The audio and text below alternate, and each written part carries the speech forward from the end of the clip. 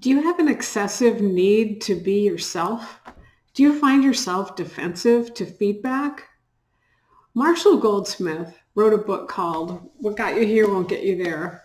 I guess I'm in the mood to review books at the beginning of the year, but I'm looking at the ones that are most helpful to my clients who are leaders in lots of different organizations. He basically has 20 blind spots and derailers that get leaders in trouble because what the skills that got them where they are aren't the same ones to get them to the next level. The one I'm going to talk about today is number 20, the excessive need to be me. Do you know someone like this? They're defensive when they get feedback. They basically say, that's who I am. I'm not going to change. It's really frustrating because this is a trait that can be fixed. You can adapt new ways to that defensiveness to be way more effective. So an example could be a manager that says, I don't like to give positive feedback. That's just not who I am. I would feel fake doing that. The problem is that is a limiting belief in your definition of who you are.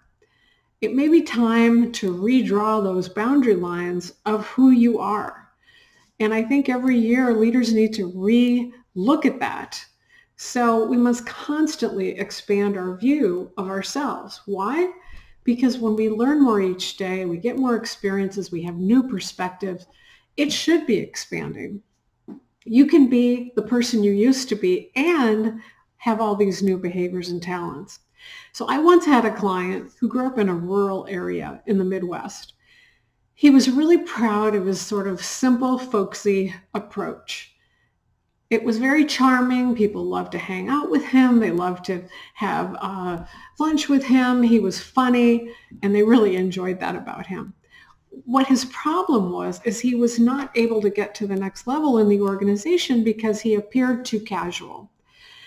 So I worked with him on his executive presence. One of the big areas he had to work on was this excessive need to be me and to finally expand that old tired definition. So he learned to step into authority and learned to step into higher influence and better communication skills, which then helped him get the job he wanted, get more decisions made his way, and be more influential in his organization.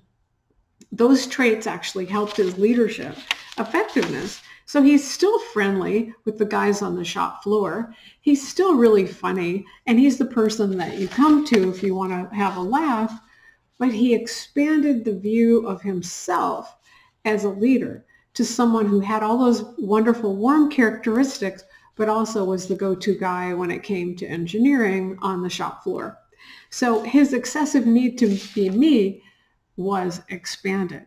So if you need this kind of help, give me a call.